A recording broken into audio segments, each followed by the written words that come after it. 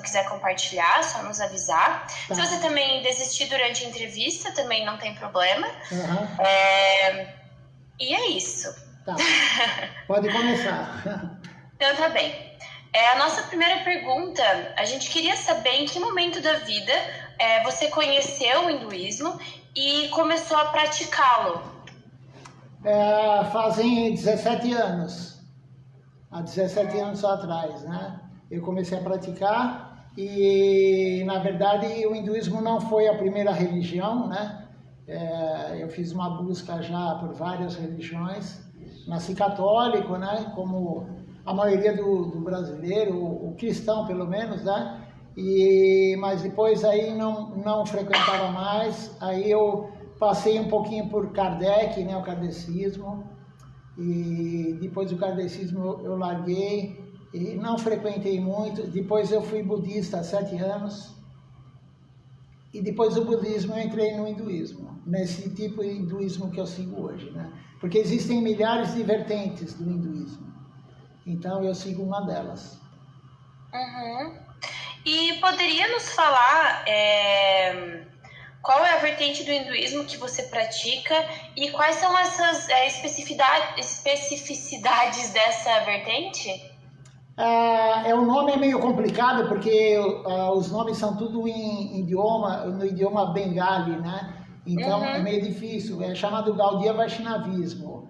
Mas traduzindo aqui para o Brasil, a gente é chamado de Hare Krishna, né? É conhecido como Hare Krishna, porque é o principal mantra que a gente canta. Então o pessoal conhece a gente como Hare Krishna. E quais são as especificidades dessa vertente para as outras vertentes do hinduísmo? Teria alguma, sim? Sim, na verdade o que é específico mesmo é que nós fazemos adoração direta a Deus. Deus é único, né? Mas o hinduísmo, a maioria dos hindus, eles fazem adoração, eles fazem o culto a semideuses. Shiva, Ganesha, Durga, Kali, o Senhor Brahma. E nós fazemos diretamente, o nosso foco é Krishna, que é o original, Deus original, né? Deus tem milhares de nomes, né? Milhões de nomes, mas o original é Krishna, então nós fazemos a adoração direta a Krishna. O nosso foco é Krishna, não semideus. E aí é explicado nas escrituras que a analogia dos semideuses com Deus é que Deus, por exemplo, é a raiz da árvore. E os semideuses são as folhas, os frutos, os galhos. Quando você serve a raiz, você serve Deus, todo mundo se nutre. Todos os semideuses ficam felizes, todo mundo se nutre. Não adianta você regar somente a folha da árvore. A árvore vai morrer, ou a planta. Então a gente vai direto em Deus. Só que para ir direto em Deus, não tem como ir direto em Deus, você tem que ter um mestre espiritual. Então por isso o mestre espiritual é chamado de guru, né? Então a gente tem um guru que é o mestre espiritual, não tem como chegar em Deus se não tiver alguém que tem contato com Deus.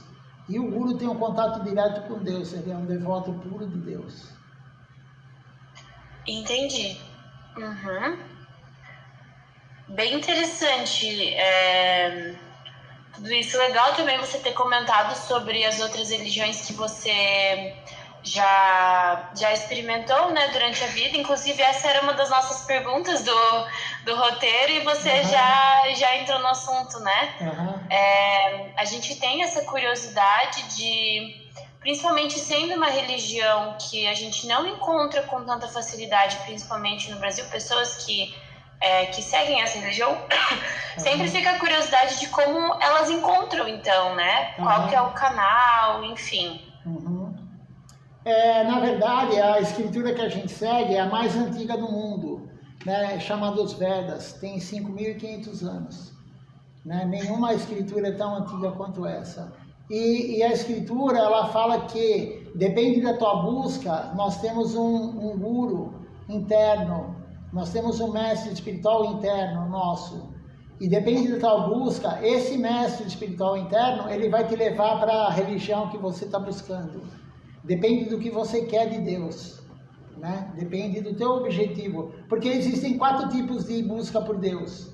Tem aquele que quer Deus querendo dinheiro, né, que hoje em dia é muito comum, né? A pessoa reza para Deus para ter dinheiro, para ter uma vida material boa.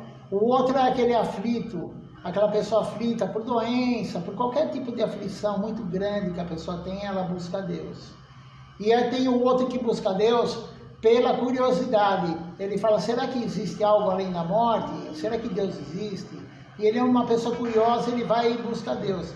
E tem realmente aquele que compreende, ele já vem com isso de vidas anteriores, né? Ele compreende e fala, Deus, eu tenho que servir Deus, Deus é o foco, né? Não tem sentido ter uma vida sem Deus. Então são esses 4 tipos de pessoas que buscam Deus, né? E, na verdade, depende do que, para que você busca Deus, você vai ser encaminhado para um tipo de religião. Tem religiões muito materialistas que só pedem para Deus. Tem religiões que, por aflição, ele vai pedir também algo como uma cura de uma doença, né? A nossa linha, a gente não pede nada para Deus. A nossa linha, a gente faz a religião querendo servir Deus, não que Deus sirva a nós. Né? Então, a linha é servir Deus. E Deus, ele é onisciente. Por que a gente vai pedir algo para Deus, para quem sabe tudo? Não tem sentido isso. Né? Então, Deus vai dar o que a gente precisa de acordo com o que a gente merece, que é a lei do karma. Ação e reação, né? O hinduísmo todo é ligado no karma, né? Baseado no karma. O budismo é baseado no karma, né? O kardecismo é baseado no karma, na lei do karma, né? Então você vai ter o que você plantou nas vidas anteriores. A gente está colhendo nessa vida aqui o que a gente plantou nas vidas anteriores. Então a única prática nossa é servir Deus para deixar Ele feliz. E a Escritura diz como Deus gosta que nós deixemos Ele feliz. Está tudo especificado como Ele gosta. O que Ele mais gosta que a gente faça para deixar Ele feliz é o que eu estou fazendo agora, falar dEle. Falar de Deus é o que deixa Ele mais feliz. E a segunda coisa que Ele mais gosta é ouvir falar dEle. Que é o que vocês estão fazendo. Então a gente está fazendo agora, nós estamos com certeza deixando Deus feliz. Porque eu estou falando, vocês estão ouvindo. Né? E tem 64 práticas que Deus gosta que nós façamos. Mas essas são as principais. Ouvir falar dele, que é a segunda, e falar dele, que é a primeira. E cantar os nomes dele também. Ele gosta que fale o nome dele, que chame ele. Né? O próprio católico, né? Não sei outro tipo de cristianismo, porque eu como eu falei, nasci católico, né? E o Pai Nosso é Pai Nosso que estás no céu, santificado seja o vosso nome. Então o nome de Deus é santo. Não tem diferença entre Deus e o nome dele. Por isso que a gente canta os nomes dele. O Mahamantra Hare Krishna, que eu falei, que a gente é chamado de Hare Krishna, né? Qual que é o Mahamantra Hare Krishna, né? Maha quer dizer grande, mantra quer dizer libertamente. Então é o grande mantra que liberta a mente. O Mahamantra Hare Krishna, né? E o mantra é muito facinho, são 3 palavras, né? Hare Krishna, Krishna Krishna, Hare Hare, Hare Rama, Rama Rama, Hare Hare. São os nomes de Deus, e Deus gosta que a gente fale o nome dele. Mas não para pedir algo, falar o nome dele sem pedir. Eu nunca vi ninguém rezar para Deus assim, a maioria quando está feliz. Normalmente é na dificuldade que a pessoa busca Deus, né? E nós temos que buscar Deus o tempo todo, na felicidade e na dificuldade. Mas não pedindo, orando para Ele, para agradar Ele, né? Glorificar Ele, falar os nomes dele. Né? Então a gente, na nossa linha de hinduísmo, não só na nossa linha, mas o hinduísmo em geral, a gente oferece comida para Deus, a gente oferece incenso para Deus, a gente oferece flor, a gente oferece água. Né? Então a nossa linha é dedicar a nossa vida a Deus. Viver a vida material como todo mundo vive, porque é necessário, somente o monge, né, não precisa viver a vida material. Mas normalmente aquele que é casado, que mora com o pai e com a mãe, ele tem a vida material.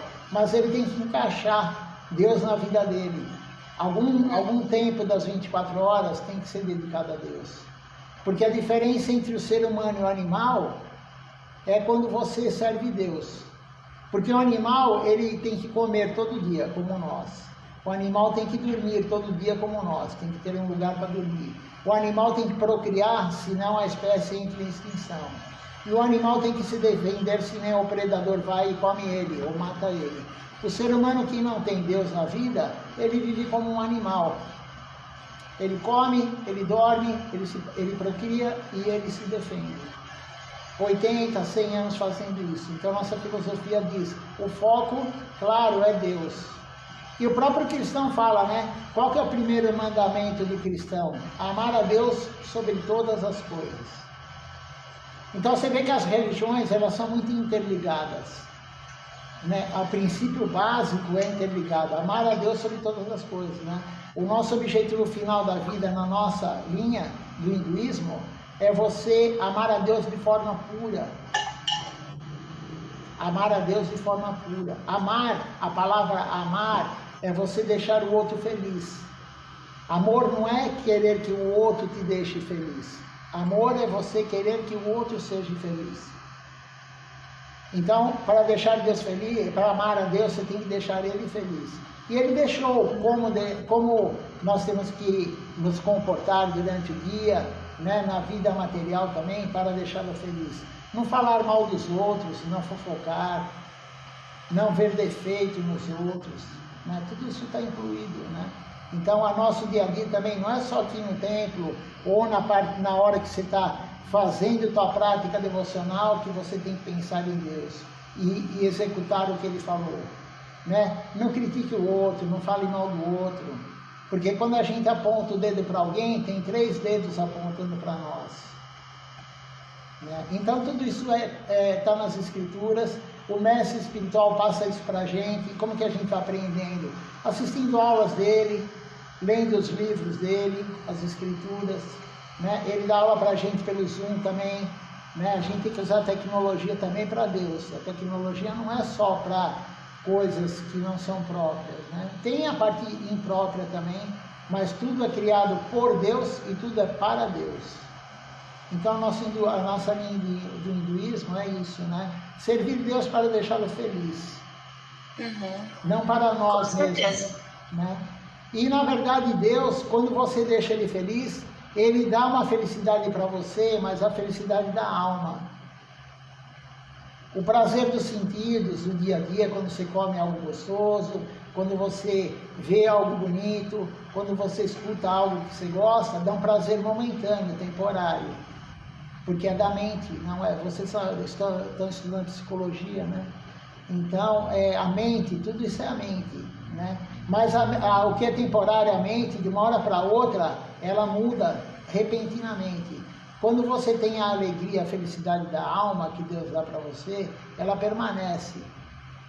Então, o que a maioria da população busca em felicidade e paz, só virá quando você tiver isso na alma, porque nós somos a alma, nós não somos o corpo. Nós estamos nesse corpo agora. Da mesma forma que a planta que está aqui do meu lado, ela também tem alma. Então a alma está na forma de uma planta, a nossa alma está na forma de um corpo humano. Da mesma forma que o animal tem o corpo dele. Então nós somos a alma. Qual será o próximo corpo? Depende da tua vida agora, o que você fizer, você terá um próximo corpo na próxima vida. Mas pode continuar as perguntas. Muito obrigada pela sua fala. É muito legal, né, ver as pessoas realmente empolgadas com o que elas amam. A Nath também quer comentar. Manda ver. Uma perguntinha. Da Mudária, tinha comentado que tu frequentava o budismo, né, assim como outras religiões. Sim. E eu queria saber um pouquinho, assim, se você puder contar pra gente, compartilhar conosco, o que te motivou, assim, a começar a ter como religião o hinduísmo, né?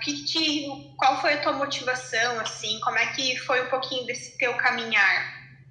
Então, na verdade, voltando no que eu estava falando anteriormente, a gente tem um guru interno, um mestre espiritual interno. Então, depende do que você está buscando, você vai ser levado para aquilo. Eu nunca pensei, falei, quero o hinduísmo. Foi colocado na minha vida, né? Da mesma forma que eu nasci católico, minha mãe é extremamente católica, a família inteira, né? Mas não era muito, tinham perguntas que não tinham respostas, né? Desde criança tinham perguntas que não tinham respostas. E aí eu não quis mais frequentar, frequentei até 12, 13 anos, né? Mas depois não frequentei mais, porque tinham lacunas, né? Não tem explicação perante o cristianismo, pelo menos nunca ninguém me deu. Se alguém tiver, né, por favor, me fale. Mas por que uma criança nasce sofrendo? O que a criança fez? No útero da mãe tem cirurgia cardíaca, né? A criança já sofre na hora do nascimento e depois. E tem pessoas que vivem 80, 100 anos sem nada, praticamente nada de sofrimento. O sofrimento, claro, todo mundo vai ter em algum momento, mas praticamente nada. Como que se explica isso numa filosofia que não acredita em reencarnação? Então Deus não é justo. Por que ele faz um sofrer e o outro não? Né? E aí, esse foi um dos motivos, né? Aí eu larguei, depois de um tempo eu tinha um conhecido que a mãe dele era kardecista, e ela me deu vários livros para ler. E aí o kardecismo explica isso, mas chega um ponto que o kardecismo também ele é limitado. Ele não explica tudo. Tem perguntas que não tem respostas. E eu buscando, né? Buscando. Na verdade, a gente não é religioso, né? A nossa linha fala, nós não somos religiosos. Nós estamos em busca da verdade. E a verdade é única, não existe duas verdades. A verdade é única. E aí eu larguei também, né? Eu frequentei pouco, eu mais li do que frequentei o kardecismo. Aí eu fui para o budismo. Né? O budismo, na minha concepção na época, eu falei, poxa, o budismo explica mais do que o kardecismo, né? Mas também chegou um ponto que o budismo faltava algo, né? Faltava algo, e tinha comércio ligado, muito pedir. Todos eles que eu fui anteriormente tinha esse negócio de pedir, né? Pedir. E o budismo, eu fui para o budismo, na verdade eu fui em 3 escolas budistas, né? Ligado ao chinês e ao japonês, tem muito shintoísmo por trás, adoração a antepassados. Então tudo o culpado é o antepassado, segundo o shintoísmo, né, que eu frequentava. E aí também ficou aquela, mas eu continuei a frequentar porque era a coisa que eu conhecia que era mais satisfatória, mas ainda faltava. E aí eu tinha um grupo que eu conheci, e eu sabia que eles iam no hinduísmo, mas nem sabia o que era, nada. E um dia eu falei para eles, poxa, me dá o endereço que eu quero ver o que é, né? Quero conhecer. Para você escolher, você tem que conhecer. Não tem como escolher sem conhecer, né? E aí eu fui uma vez lá, participei, era lá em Pinheiros na época. Eu participei e aí no dia eu já me identifiquei com a aula do monge, né? Já me identifiquei com a aula dele. Ele estava lendo a escritura, o Bhagavad Gita, que é uma das escrituras mais conhecidas do mundo, depois acho que da Bíblia, talvez o Alcorão, o Bhagavad Gita é a mais conhecida, né? E aí ele dando a aula, no final da aula eu fui conversar com ele, né? E estou aqui até hoje, há 17 anos, né? E aí as coisas vão acontecendo, né? Aí eu me iniciei, porque existe uma iniciação, né? O meu nome de registro, né, o RG, é Dagoberto, mas esse é o nome do meu corpo. A minha mãe, meu pai, alguém escolheu, foi minha mãe que escolheu, né? Ela escolheu o nome do meu corpo. E aí quando você se inicia, o mestre espiritual Guru, ele dá o nome da alma. Então Damodara é o nome da minha alma. Na verdade, meu nome é Damodara Das, porque Damodara é um dos nomes de Deus. Eu sou servo de Deus, então Das quer dizer servo. Eu sou Damodara Das, eu sou servo de Damodara, que é Deus, né? Então aí você recebe o nome espiritual, você recebe o Mahamantra, que é o Mahamantra Hare Krishna, que ele tem a potência de Deus, porque existe um mantra morto e um mantra vivo.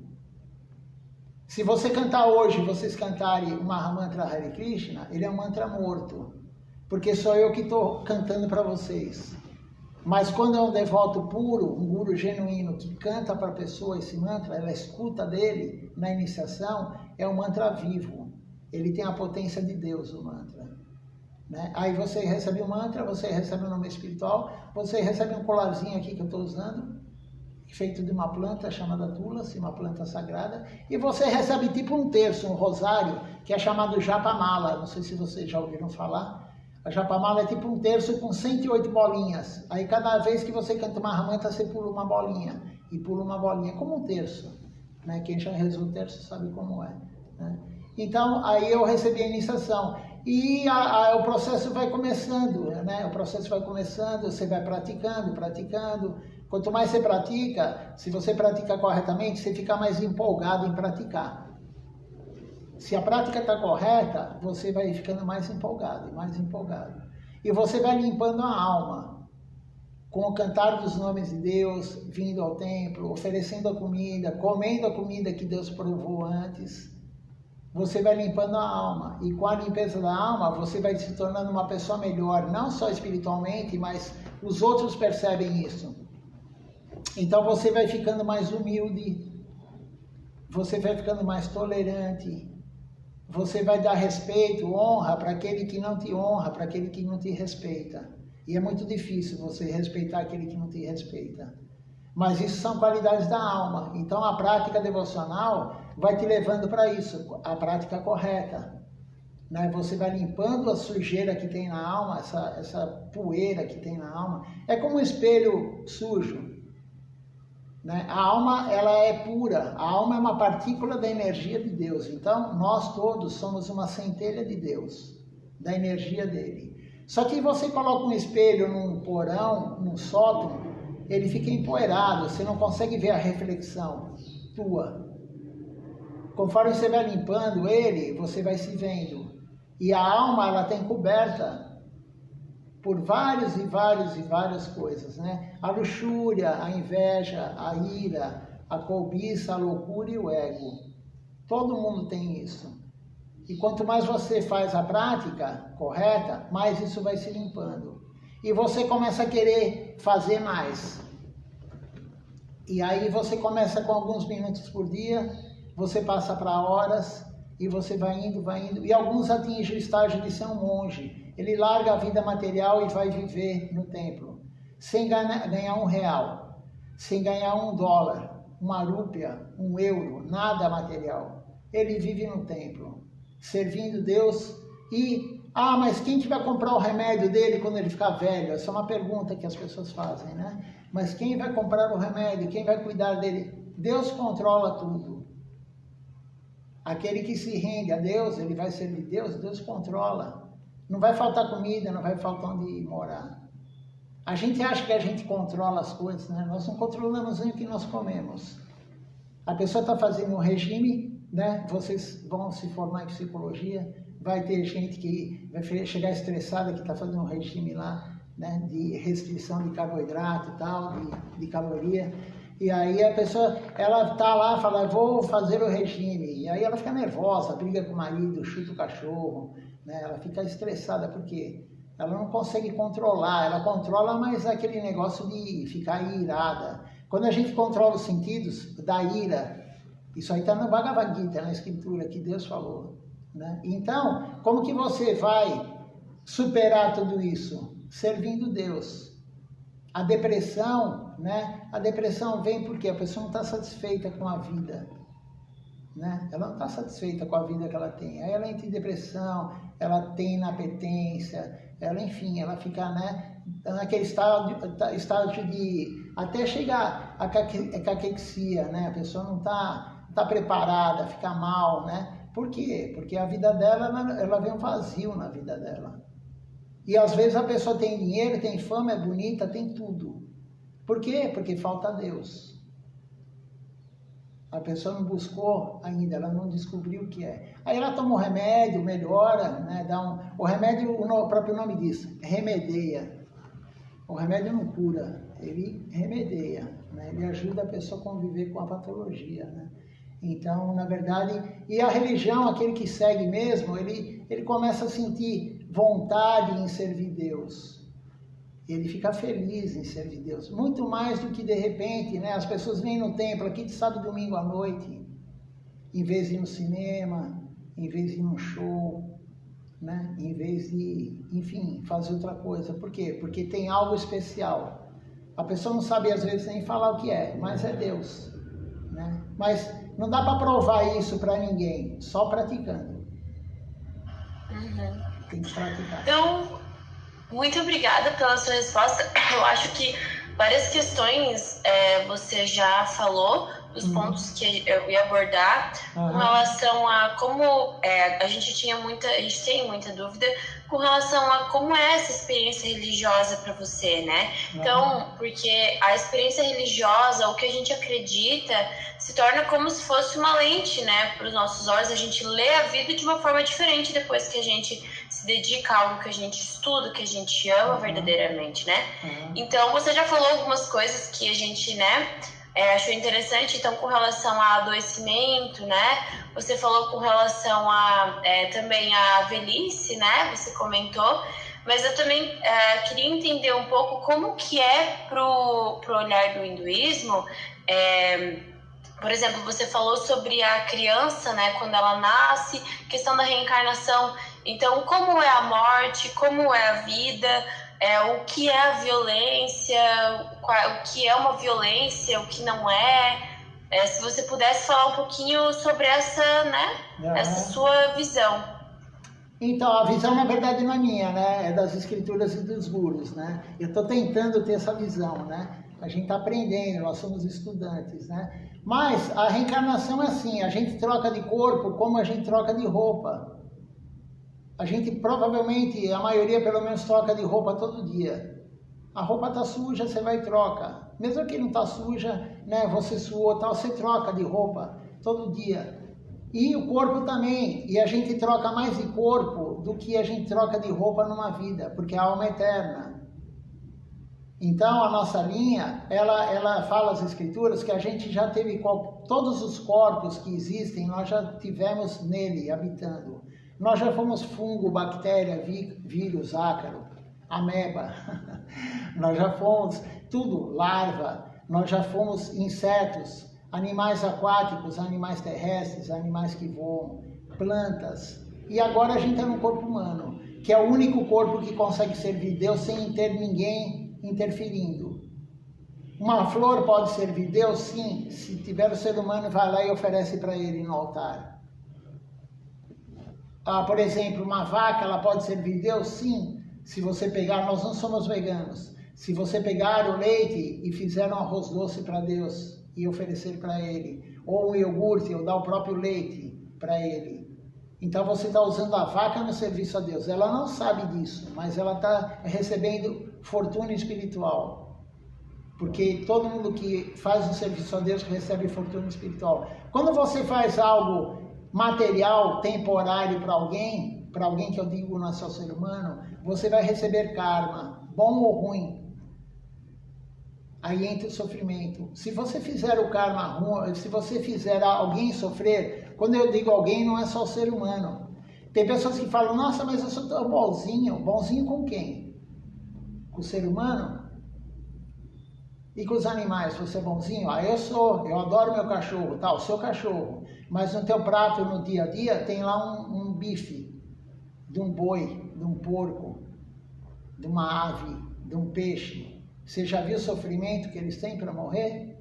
Além do que você matou ele para estar desgostando da comida? Eu já fui em abatedouro, porque na faculdade eu sou médico veterinário.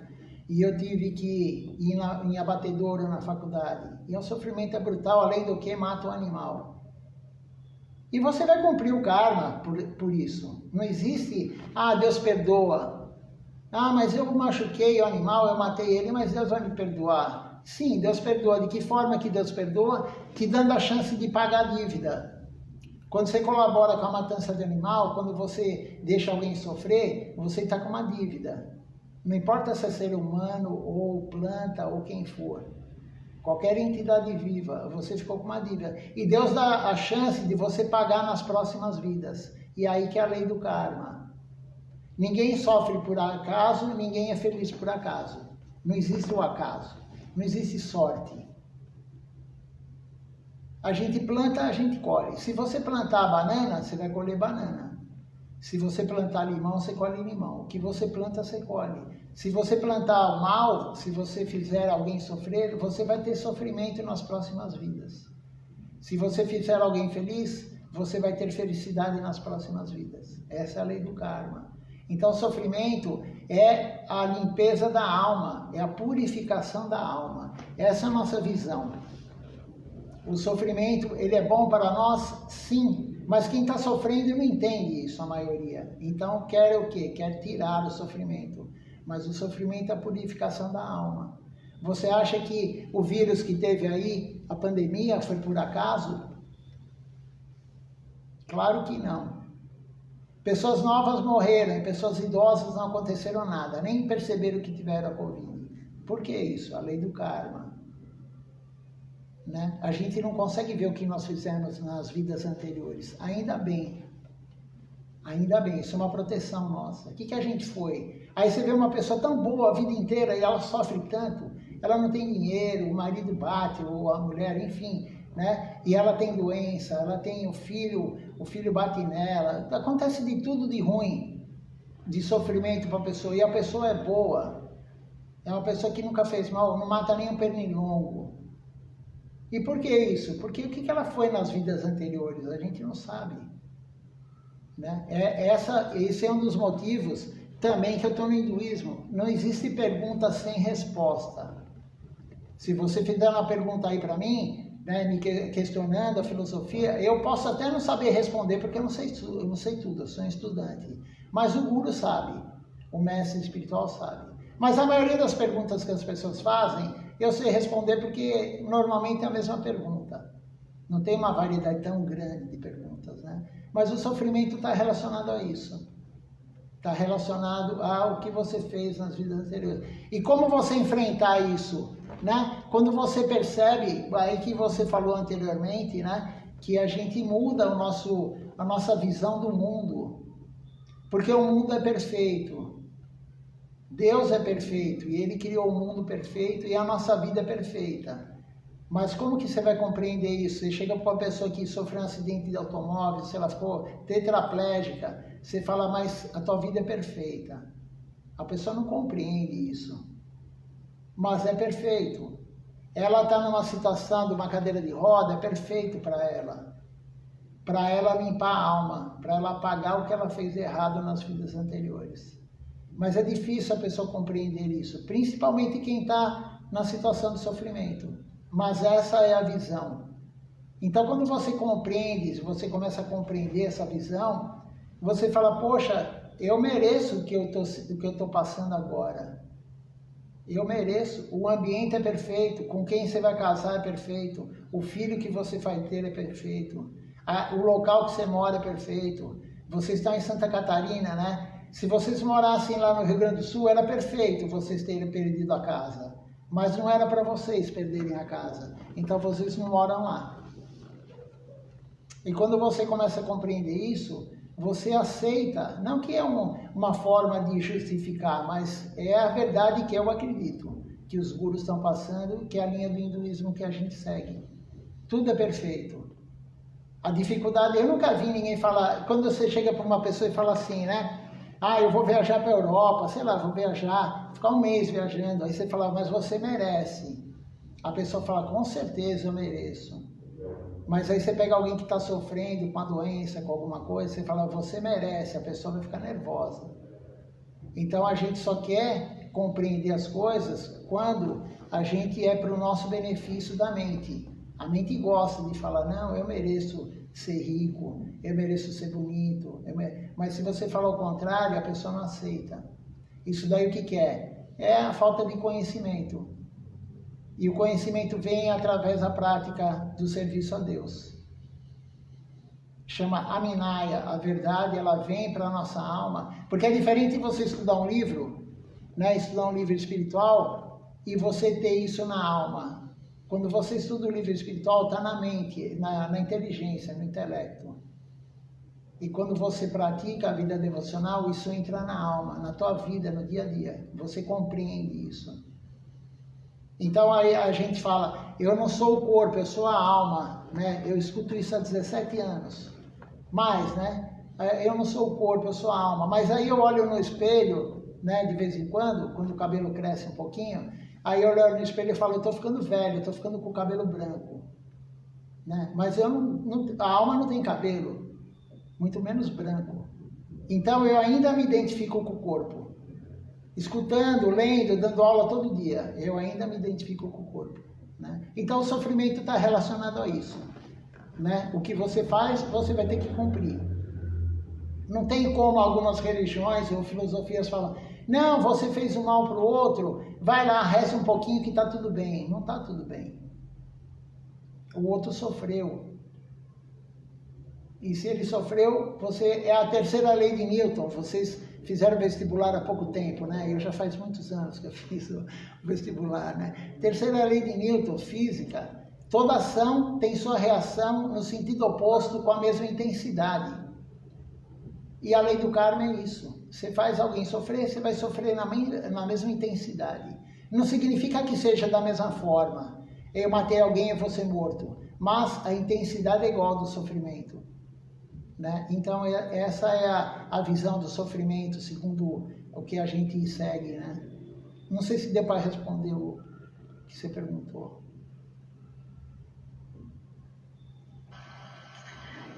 Deu sim. Muito obrigada pela sua resposta.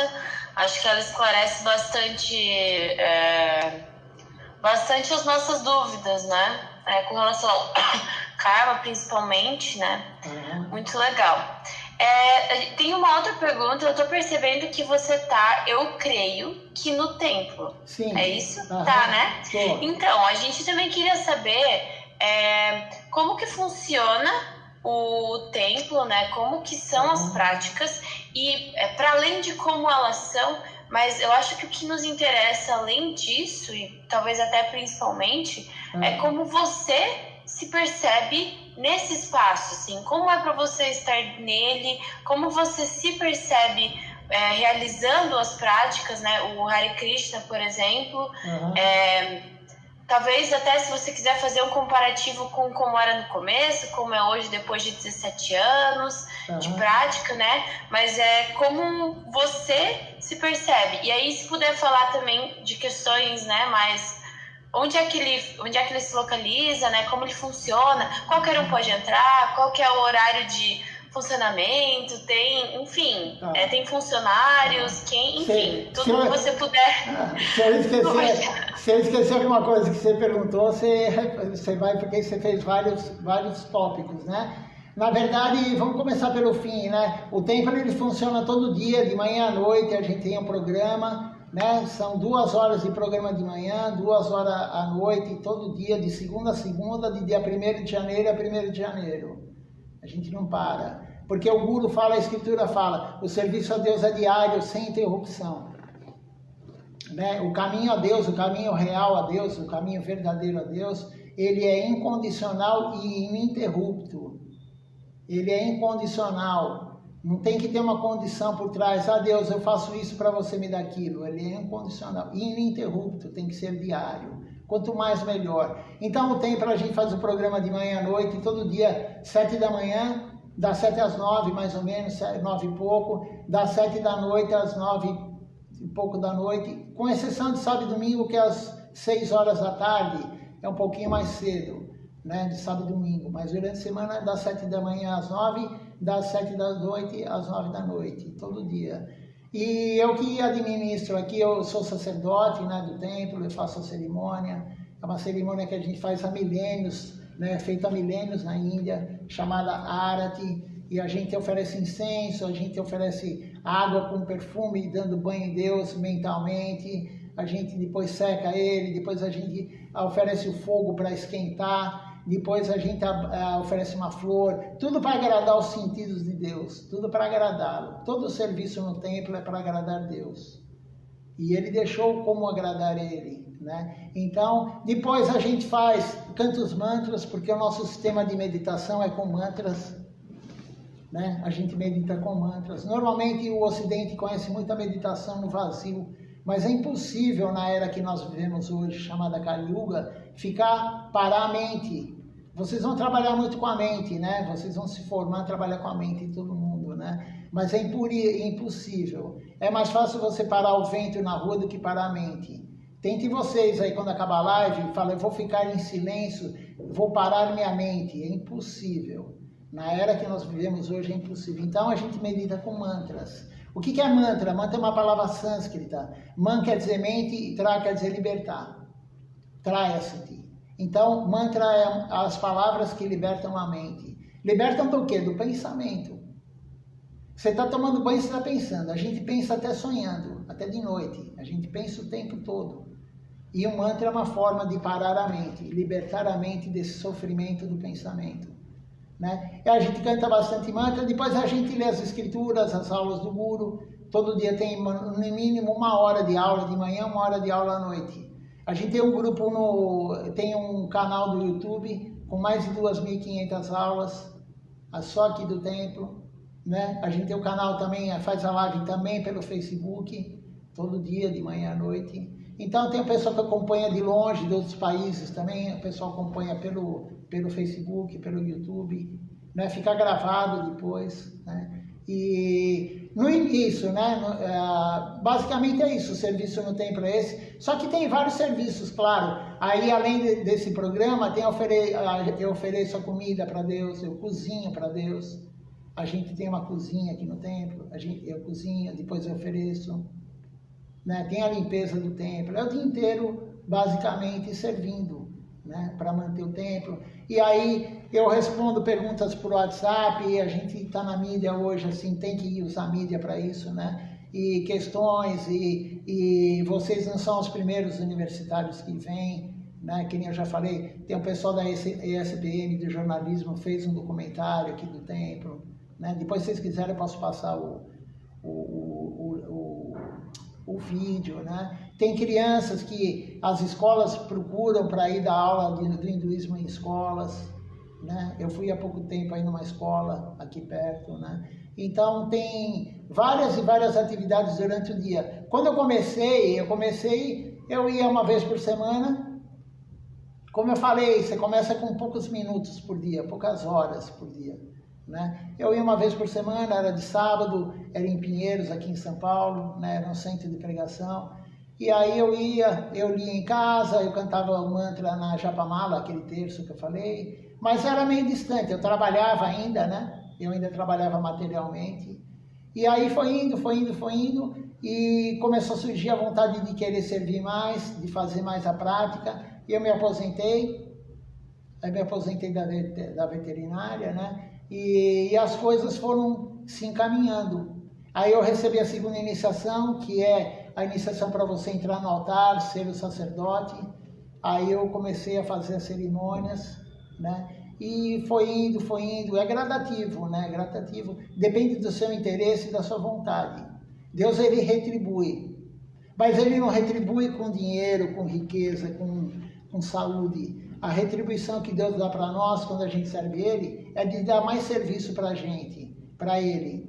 É de dar mais fé nele. É de dar mais vontade de servi-lo. A vontade vai aumentando, né? E aí, gradativamente foi indo. Aí a gente não tinha um templo ainda em São Paulo, nós tínhamos um centro de pregação.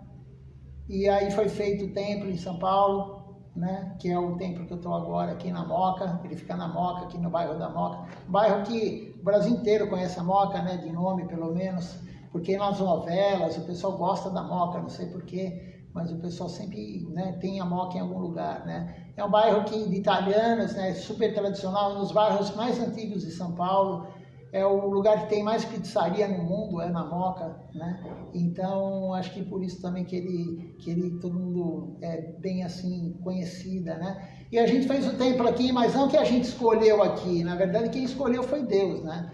Deus escolhe onde ele quer morar, não somos nós, né? E aí ele vem na forma de uma deidade. O que é uma deidade?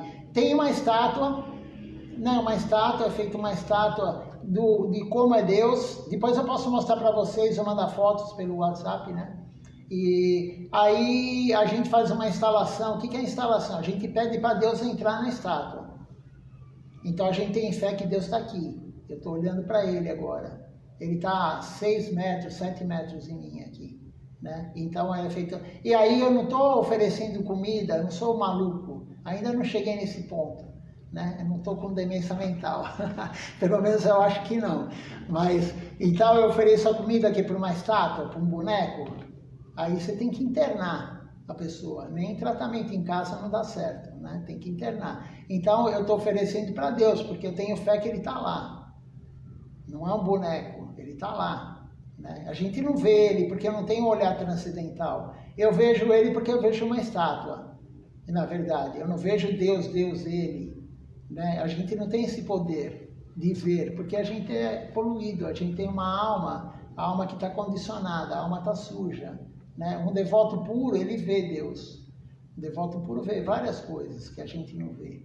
Né? Então, aí é feito todo esse trabalho, né, no templo, ofereço a comida, e tem a limpeza, tem, às vezes indianos, tem muitos indianos que procuram a gente no Google, como vocês procuraram, e eles vêm, eles estão aqui num país estrangeiro, né, e eles querem visitar um templo. O hindu, ele tem muita cultura muito forte, a religião é muito forte. Você vai na Índia, eu fui 2 vezes para a Índia, né? Você vai na Índia, você pega lá o celular deles quando atende, é uma Mahamantra Hare Krishna cantando. Né? Aqui o pessoal coloca música, coloca, né, lá uma Mahamantra Hare Krishna. Né? E aí eles têm no carro deles, ele tem a imagem lá de Krishna, a imagem de Srimati Radharani, enfim, de Ganesha, de Durga, de Kali, de Shiva. Depende da linha que eles seguem. Né? Eles têm muito forte isso da religião. Eles acordam de manhã, eles já vão prestar reverência no altar. Todo mundo tem um altar em casa. E aí você vê no Ocidente, isso é raríssimo. Quem tem uma estátua, quem tem... Enfim, quem pensa em Deus durante o dia. Vou perguntar para vocês, 4 que estão aí, vocês pensaram em Deus hoje?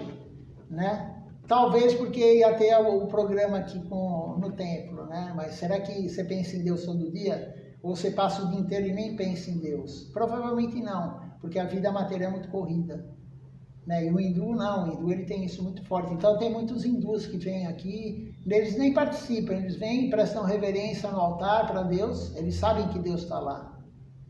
E aí eles vão embora, alguns comem alguma coisa, porque faz parte da nossa prática comer o alimento que Deus comeu antes, né? Então, quem mais você perguntou? Não me lembro, não me recordo. Nem você lembra.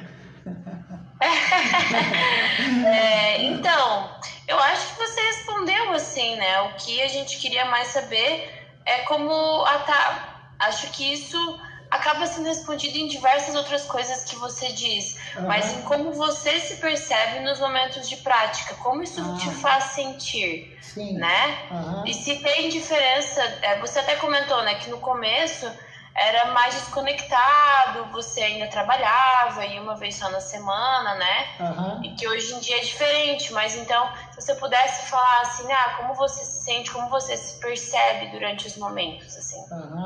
Na verdade, a alma, ela nunca fica triste. A Escritura fala, quem fica triste é a mente. A mente tem a tristeza e a mente tem a alegria. Do que é temporário, porque a tristeza e a alegria é temporária.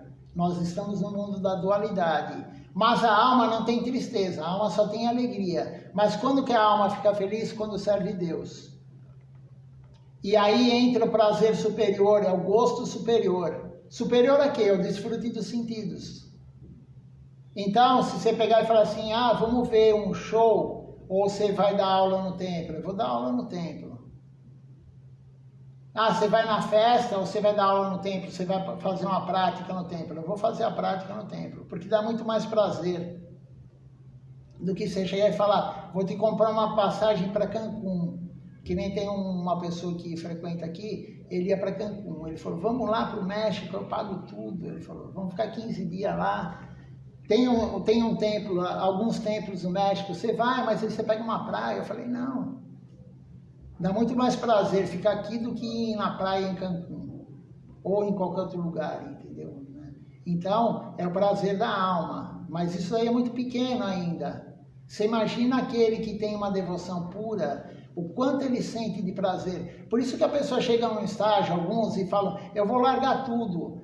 E tem casos na nossa linha, na nossa missão, né? na nossa escola, que a pessoa largou tudo.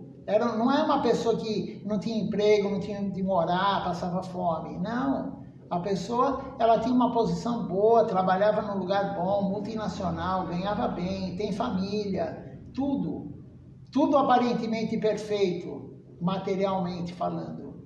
E a pessoa largou tudo, foi lá para a Índia e falou para o guru, para o mestre espiritual dela, é uma mulher. Ela falou, o que o senhor quer que eu faça? Eu vou fazer.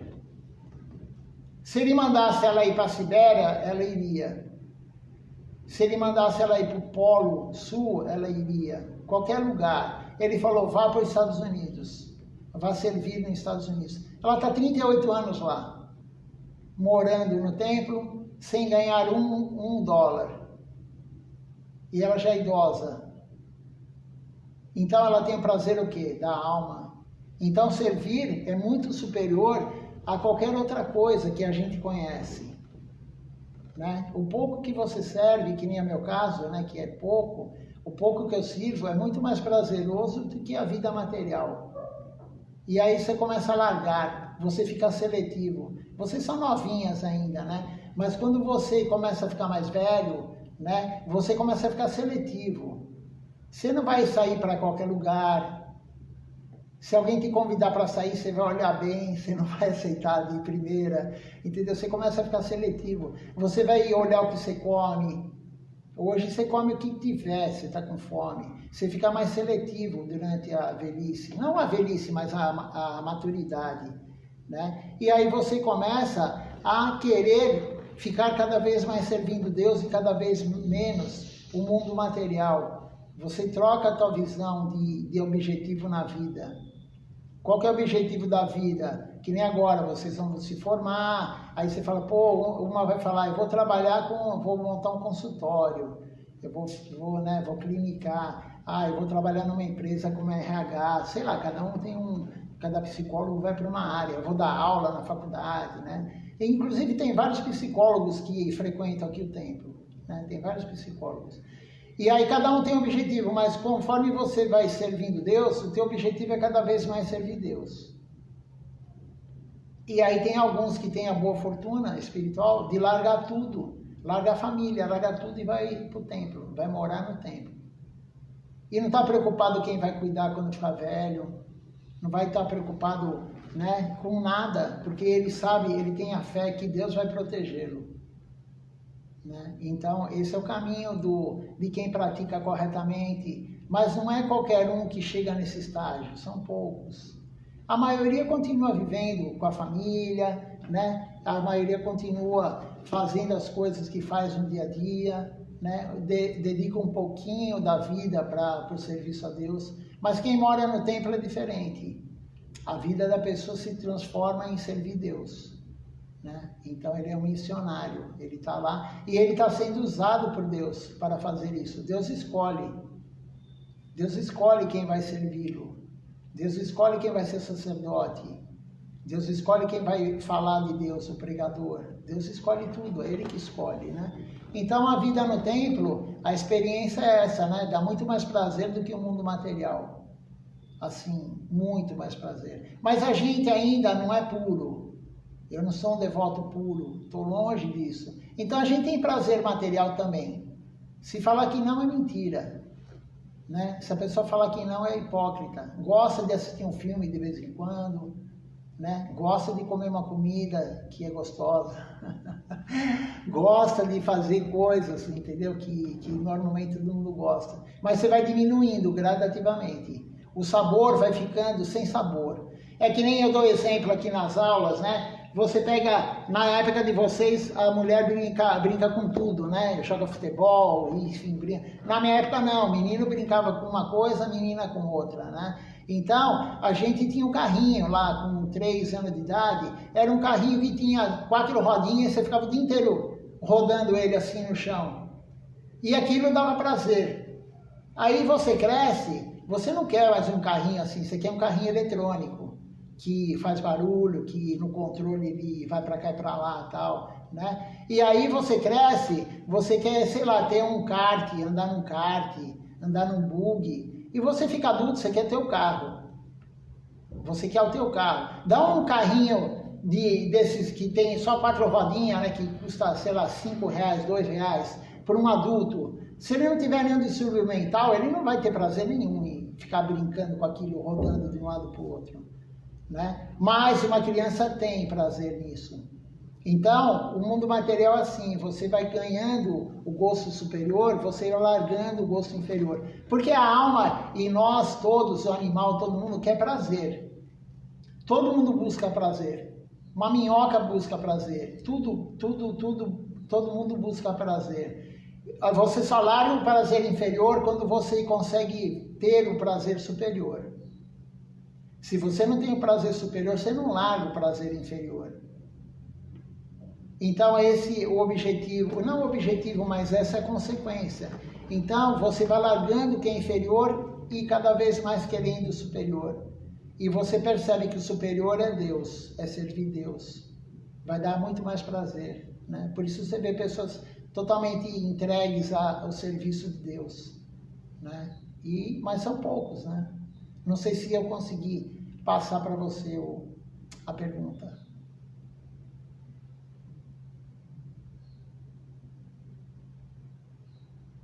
O som está cortado de vocês.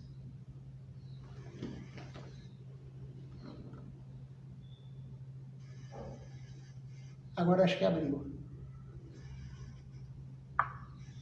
Tá ouvindo? Agora tá ouvindo bem?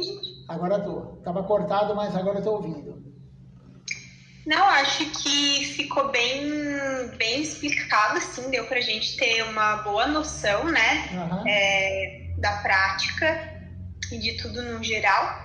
E a gente tem mais alguma pergunta? Meninos, eu acho que tem mais uma, né? Da Modara, agora indo para nossa última pergunta, então, finalizando, como o hinduísmo repercute no modo como você se relaciona com as pessoas? Você acaba mudando de amizade, né? Você vai mudando, você muda, né? E aí os gurus, o mestre espiritual, ele explica, né? Vocês já passaram por isso, eu já passei por isso. A gente estava no primeiro ano do primário, sei lá como chama hoje, né? Na minha época era primário, era primeiro grau, né? Então você está no primeiro ano, aí você vai para o segundo ano, e aí a turma vai junto, né? A turma vai junto. De repente todo mundo reprova e você passa. Só você passa. O que acontece? Você vai ter outras amizades. Então, aquela amizade que você tinha, isso vai acontecendo, né? Pessoas que você tinha tanta amizade, ficava horas e horas e horas conversando, né? Antigamente, porque você muda a tua visão do mundo, né? Eu não quero escutar alguém vem para mim e vai falar mal do Lula, do Bolsonaro. Eu não quero ouvir, isso aí não me interessa. O que eu ganho com isso? Nada. Né? Que me interessa isso? Então, você começa a largar algumas amizades e fazer outras amizades. Então, passarinho, o guru fala, né? Passarinhos de mesma plumagem, eles voam juntos. Você não vê uma revoada por exemplo, de papagaio com um urubu junto, ou com uma pomba junto. Passarinhos de mesma plumagem voam juntos. Então, aquele que está buscando Deus, ele vai querer andar com quem busca Deus.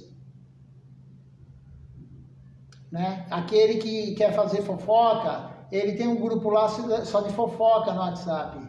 E assim por diante. Aquele que gosta de futebol, ele fala o dia inteiro de futebol. Ele sabe até a camisa que o jogador estava vestindo antes de colocar o uniforme. Né? Tem pessoas que são assim, né? Então você vai ser direcionado, você vai querer estar junto com quem está no mesmo nível que você. Não que um seja melhor que o outro, não estou falando isso, né? Mas é o mesmo nível de compreensão do mundo, né? Você vai andar com pessoas pessimistas, né? E aí você fala, não quero. A pessoa que só reclama da vida, a vida é perfeita, por que a pessoa está reclamando? Né? Então você começa a mudar. Isso em relação à família também, a todo mundo, né? A todo mundo. Então aquele grupo que você tinha anteriormente, você vê que se você for conversar, que nem já aconteceu comigo, de conversar era muito amigo meu, né? Eu era criador de cachorro antes de fazer veterinária, né? Eu criava dog alemão, aquele pequenininho, Scooby-Doo, né? Então, e eu levava os cachorros na exposição de beleza, né? Chama CBKC, né? Do Kennel Club e tal, né? Sinofilia. E aí a gente levava o cachorro apresentava ele para falar, esse é mais bonito que o outro. Uma exposição de beleza de cachorro. Aí isso tem também, todo lugar tem no Brasil, né? E aí ele era muito amigo, porque ele criava cachorro também, a gente ia junto para a exposição, ele morava aqui perto, na Moca também, a gente saía toda noite, 10 horas da noite, porque o dog é mais grande, todo mundo tem medo, né? A gente saía 10 horas da noite para passear, ficava até 11 horas conversando. E depois de muitos e muitos anos, eu já tinha passado pelo budismo, eu já estava no hinduísmo, né? E aí eu reencontrei ele. E a gente não tinha conversa. Ele olhou para mim, eu olhei para ele e falei, como é que tá a vida? Aí eu falei, ele falou, quantos cachorros você tem hoje? Porque eu tinha perdido o contato dele. E eu falei, tô com um só. E ele falou, eu tenho 2. E acabou o assunto. E eu olhava para ele olhava para mim e a gente não tinha o que conversar. Né? Por quê? Porque ele está em outro ritmo e eu estou em outro ritmo. Né? Mas você acaba fazendo amizade com outras pessoas que estão buscando o mesmo que você. Então, é aquilo lá que eu falei, passarinhos de mesma plumagem, eles voam juntos. Né? Uhum. Legal. Foi muito legal te ouvir falar, né? Te ouvir contar sobre as tuas experiências, as tuas vivências, né? Uhum. Conhecer também sobre o hinduísmo, né? Que eu particularmente conhecia pouquíssima coisa. Então, muito obrigada, né? Pela tua contribuição, por disponibilizar o teu tempo, né? Para vir aqui conversar com a gente. Foi muito legal e foi uma grande contribuição para o nosso trabalho. E também para a nossa vida, né? Acho que para cada uma de nós, assim, a gente saber um pouquinho sobre o hinduísmo e a gente, assim, expandir a nossa mente, a nossa sabedoria também, né? Uhum. Muito obrigada mesmo pela tua contribuição, pelo teu tempo. Foi muito gratificante para nós. Eu que agradeço, porque, como eu falei no início aqui da entrevista, né? O que Deus mais gosta que a gente faça é falar dele. Né? Então, vocês que me deram a oportunidade de estar falando dele, ele está feliz comigo. Assim eu espero. Não é que eu não tenha falado nenhuma bobagem, eu acredito que não. Mas, então, eu que agradeço porque é o que ele mais gosta, divulgar a verdade sobre ele. Né? Então, eu que agradeço. Vocês vão fazer um trabalho em qual matéria especificamente? De psicologia da personalidade. Não sei se você conhece o Jung, não sei se você já ouviu falar sobre a psicanálise, né? Então, o Freud, né? Tem cria a psicanálise, enfim, o Jung é um dos seus seguidores aí, né? E em algum momento ele acaba rompendo com o pensamento de Freud e criando uma outra vertente da psicanálise. E é uma vertente que fala muito sobre espiritualidade. Então, dentro dessa vertente sobre espiritualidade, é onde o meu professor ele fala, né, que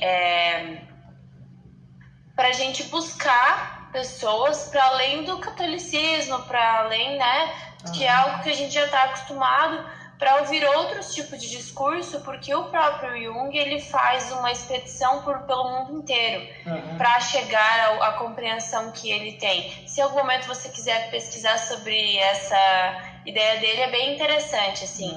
Então é mais nesse sentido que a gente tem esse trabalho. Com certeza, várias coisas que você disse também tem muito a ver com algumas das coisas que ele comenta, então, muito legal. Se você quiser, depois a gente pode mandar para você. Vai ser uma apresentação em formato de slides mesmo, né? Então vão ter lá as informações. A gente vai fazer tipo como se fosse um compilado, né? Desses pontos que a gente trouxe com você. Se você se interessar, se você quiser, eu posso enviar depois. Sim.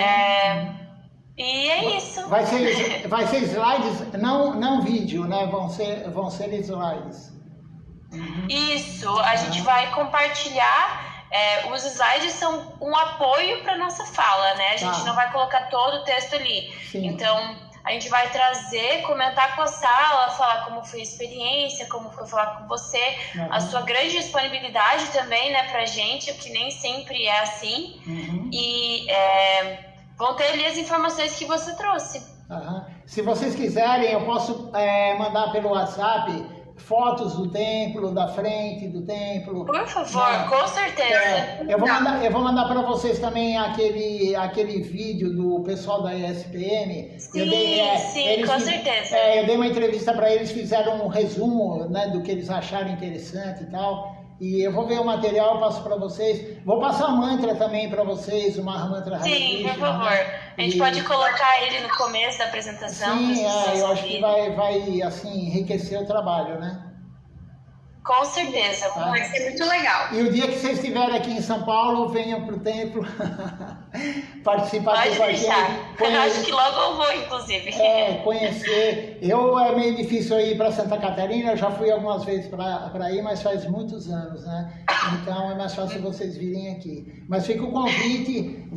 E também tem o canal do YouTube e do Facebook, eu posso passar. De repente, se vocês tiverem curiosidade, essas aulas que tem no YouTube estão divididas por temas, né? O que é karma, enfim, tudo dividido por temas, né? Então, se interessar algum dia vocês também entrarem, começar a estudar hinduísmo, vocês podem pegar esse material. Com certeza. Muito obrigada, então, tá? A gente vai continuando, então, conversando ali pelo WhatsApp mesmo. Tá legal, então. Tchau, tchau. Tchau, tudo bom. Tudo bom para vocês. Para você também.